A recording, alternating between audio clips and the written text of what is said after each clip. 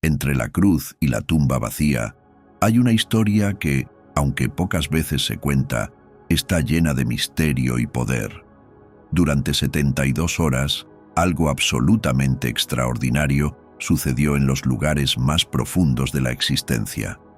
Jesucristo, después de pronunciar sus últimas palabras en la cruz, emprendió una misión que alteraría el destino de la humanidad para siempre. Este no es solo un relato sobre la muerte y resurrección de Jesús, sino una historia que abre una ventana al propósito divino de salvación. Hoy vamos a desentrañar lo que realmente ocurrió entre la muerte y la resurrección. Prepárate, porque esta revelación puede cambiar por completo tu perspectiva del plan divino. La escena en el Gólgota. Era un viernes fatídico. Mientras el sol descendía sobre Jerusalén, una sombra oscura cubría la tierra. Los eventos que se desarrollaron en el Gólgota resonarían en los corazones de los creyentes para siempre. Jesús, entre dos criminales, exhaló su último aliento y declaró: «Padre, en tus manos encomiendo mi espíritu». En ese momento, el destino de la humanidad cambió. El evangelista Mateo nos detalla el momento exacto.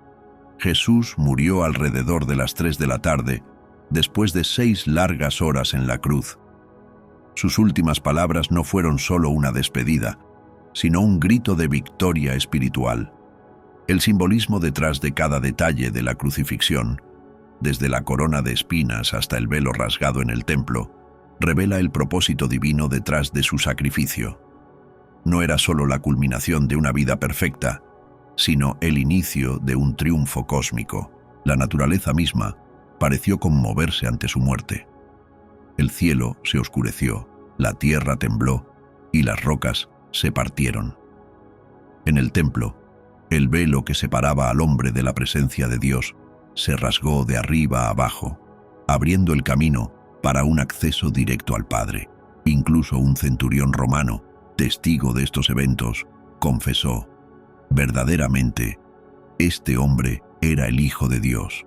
Pero mientras el cuerpo de Jesús era envuelto en lino por José de Arimatea y colocado en una tumba nueva, algo mucho más profundo estaba a punto de suceder en el ámbito espiritual. La misión en los reinos invisibles. La muerte física de Jesús fue solo el principio. En el momento en que su espíritu dejó su cuerpo, comenzó una misión que trascendía los límites del mundo físico. Las Escrituras nos dan indicios de este viaje. El apóstol Pedro escribió: «Cristo también padeció una sola vez por los pecados, el justo por los injustos, para llevarnos a Dios. Fue muerto en la carne, pero vivificado en el Espíritu, en el cual también fue y predicó a los espíritus encarcelados». 1 Pedro 3, 18, 19. Pero, ¿a dónde fue Jesús? Para entender esto, debemos remontarnos a conceptos profundamente arraigados en la teología hebrea. El seno de Abraham, el lugar de espera. En la cosmología judía, antes de la obra redentora de Cristo, los justos no iban directamente al cielo. Había un lugar de espera conocido como el seno de Abraham. Este lugar, mencionado en la parábola del rico y Lázaro, Lucas 16, 19, 31, era un lugar de consuelo para los justos, separado por un gran abismo de los impíos, que eran atormentados. Los patriarcas, profetas y santos del Antiguo Testamento descansaban aquí, esperando la llegada del Mesías prometido. Abraham, Moisés, David, Isaías y todos los que murieron en la fe aguardaban el cumplimiento de las promesas divinas. Como señala el autor de Hebreos, todos estos murieron en la fe, sin haber recibido las promesas, pero viéndolas desde lejos. Hebreos 11:13. La llegada de Jesús al seno de Abraham no fue un evento común, fue el momento culminante que los justos habían esperado por siglos. Cuando Jesús le dijo al ladrón arrepentido: «Hoy estarás conmigo en el paraíso», no se refería al cielo, sino a este lugar de descanso donde iba a proclamar la victoria. La descensión al Hades. El Hades, también conocido como el Seol, era el reino de los muertos en la cosmología bíblica. No era solo un lugar de tormento para los impíos, sino también un lugar donde los justos esperaban su redención. El profeta Oseas había profetizado: «Yo los libraré del poder del Seol, los redimiré de la muerte. ¿Dónde están, oh muerte, tus plagas? ¿Dónde está, oh Seol, tu destrucción?». Oseas 13:14. Cuando Jesús descendió al Hades, no lo hizo como un prisionero. Él entró como un conquistador. Pablo escribe en Efesios: «Descendió primero a las partes más bajas de la tierra». Efesios 4:9. Esta no fue una derrota, sino una invasión al territorio enemigo. Durante su descensión, Jesús proclamó su victoria a los espíritus encarcelados. Estos eran aquellos que habían rechazado a Dios, como los de los días de Noé. Su proclamación no era una invitación al arrepentimiento, sino una declaración de que su dominio sobre la muerte y el pecado había terminado. Colosenses 2:15 lo resume de manera magistral. Despojó a los principados y potestades, los exhibió públicamente y triunfó sobre ellos. La predicación a los justos. En el seno de Abraham, la misión de Jesús tomó un giro diferente. Su predicación a los justos no era una proclamación de juicio, sino un mensaje de liberación. Los patriarcas y profetas que habían esperado en fe, finalmente vieron cumplidas las promesas. Imagina el júbilo de Abraham al ver al Mesías que tanto había anhelado. Imagina a David, quien había escrito: «No dejarás mi alma en el Seol, ni permitirás que tu santo vea corrupción». Salmo 16:10. Finalmente comprendiendo el alcance de su propia profecía. Jesús lideró a estos santos en un triunfo espiritual sin precedentes. Pablo describe este evento en Efesios 4:8. «Subió a lo alto, llevó cautiva la cautividad y dio dones a los hombres». Cautiva la cautividad se refiere a la liberación de los justos del seno de Abraham, quienes ahora podían entrar en la presencia de Dios. Las llaves de la muerte y el Hades. En Apocalipsis 1:18, Jesús declara: «Yo soy el que vive. Estuve muerto, pero ahora vivo por los siglos de los siglos, y tengo las llaves de la muerte y del Hades». Estas llaves simbolizan su autoridad absoluta sobre la muerte. Antes de su sacrificio, el diablo tenía el imperio de la muerte. Hebreos 2:14. Pero Jesús le arrebató ese poder. Este triunfo no solo tiene implicaciones cósmicas, sino también personales. Para los creyentes, la muerte ya no es un enemigo final, sino un paso hacia la vida eterna. Como Pablo exclamó: «¿Dónde está, oh muerte, tu aguijón? ¿Dónde está, oh sepulcro, tu victoria?». 1 Corintios 15:55. La resurrección, el triunfo final. Después de 3 días en el corazón de la tierra, algo glorioso ocurrió. Jesús resucitó, no solo como un espíritu, sino con un cuerpo glorificado. Su resurrección marcó el inicio de una nueva era. Fue la prueba definitiva de su poder sobre la muerte y el pecado. Mateo relata que, al resucitar, muchos cuerpos de santos también salieron de sus tumbas y aparecieron en Jerusalén. Mateo 27, 52-53. Este evento simbolizaba el impacto cósmico de la victoria de Cristo. Implicaciones para nosotros. ¿Qué significa todo esto para nosotros hoy? Significa que la muerte ha sido derrotada. Significa que gracias a Jesús podemos tener acceso directo al Padre. Significa que no importa cuán profundo sea el valle que atravesemos, Él ya ha estado allí y ha vencido. Jesús no solo murió por nosotros, descendió a las profundidades más oscuras de la existencia para asegurarse de que no haya lugar, por remoto que sea, fuera de su alcance redentor. Su victoria es nuestra victoria. Ahora, cada vez que contemples la cruz y la tumba vacía, recuerda lo que sucedió entre ambos. Fue una batalla, un triunfo y una proclamación que cambió el curso de la eternidad. Jesús no solo resucitó como el Rey de Reyes, con las llaves de la vida y la muerte en sus manos. Y gracias a Él tenemos esperanza, vida eterna y una victoria que nada ni nadie puede arrebatarnos. La proclamación de la victoria. una nueva era para la humanidad. La resurrección no fue solo un regreso triunfante de Jesús a la vida, fue el acto que selló su victoria sobre el pecado, la muerte y el infierno. Este evento monumental marcó el inicio de una nueva era en la historia espiritual de la humanidad. Hasta ese momento, la muerte había sido la gran enemiga, el castigo ineludible por el pecado que comenzó con Adán y Eva. Pero ahora, la tumba estaba vacía, y el mensaje era claro. El poder del pecado y de la muerte había sido quebrado para siempre. Cuando Jesús apareció ante sus discípulos después de la resurrección, sus palabras fueron más que un saludo. Les dijo, «Paz a vosotros». Juan 20:19.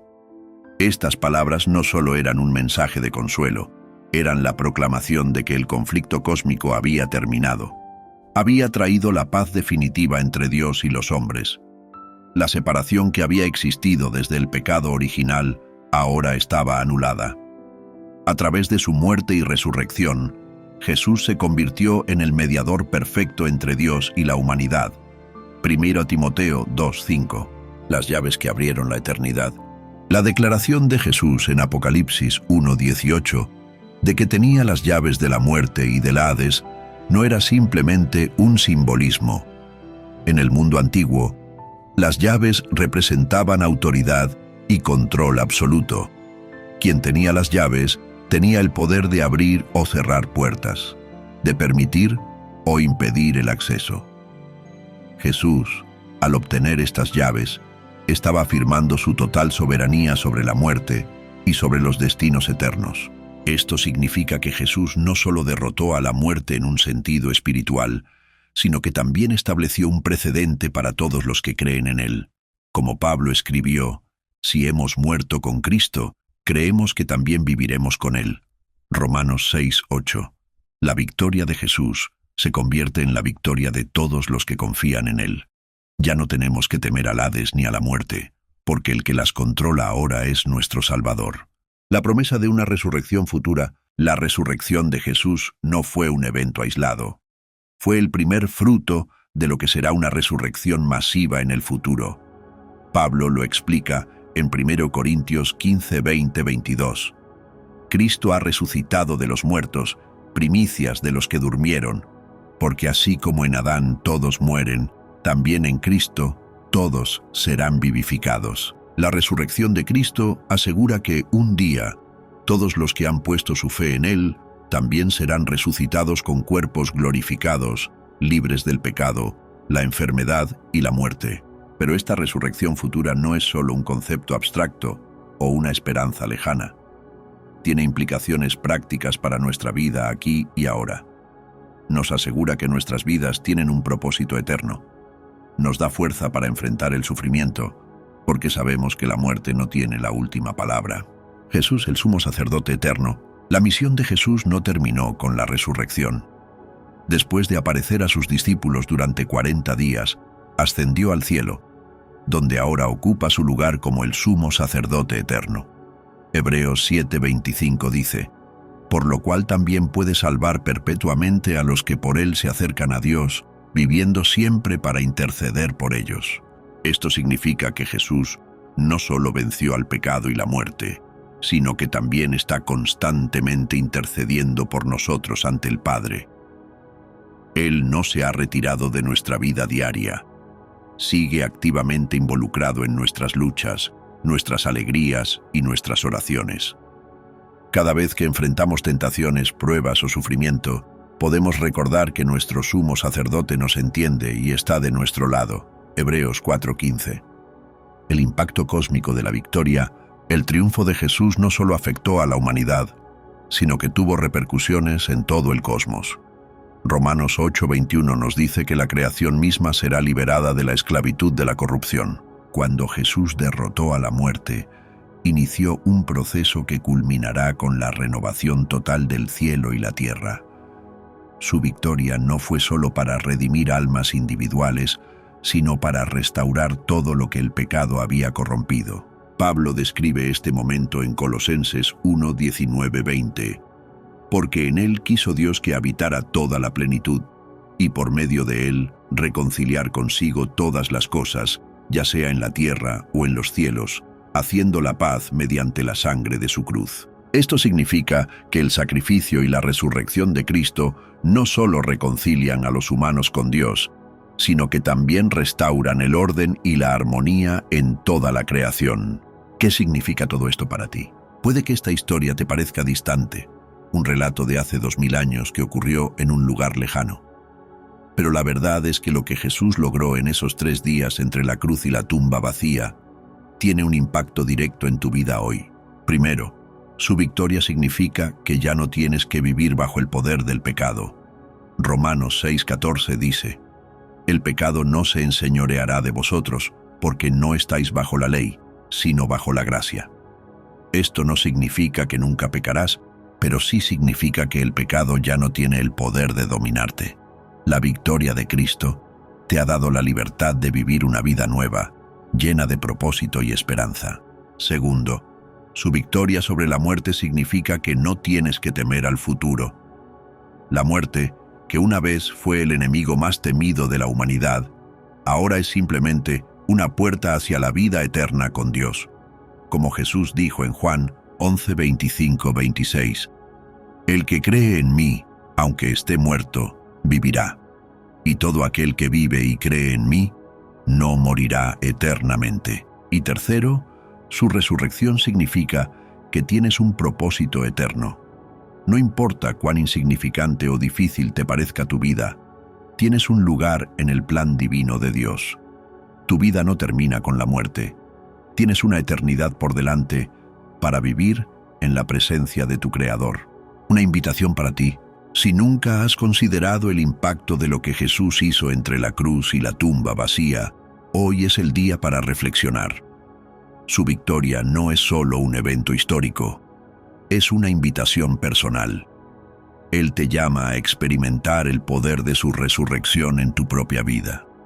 No importa quién seas, de dónde vengas o qué hayas hecho, su sacrificio fue por ti. La pregunta es, ¿aceptarás su invitación?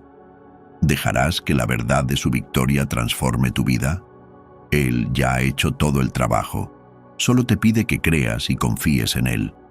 Hoy, al recordar lo que sucedió entre la cruz y la tumba vacía, no solo celebremos la victoria de Cristo, sino que también tomemos nuestra parte en ella. Porque su victoria es nuestra victoria. Y gracias a ella, podemos enfrentar el futuro con confianza, sabiendo que el Rey de Reyes y Señor de Señores tiene el control de todo, incluso de la muerte. Nos vemos en la próxima entrega, pero mientras tanto, vive con la certeza de que la tumba está vacía y el Salvador está vivo. Él tiene las llaves de la muerte y del Hades, y gracias a su triunfo, tu vida nunca será la misma.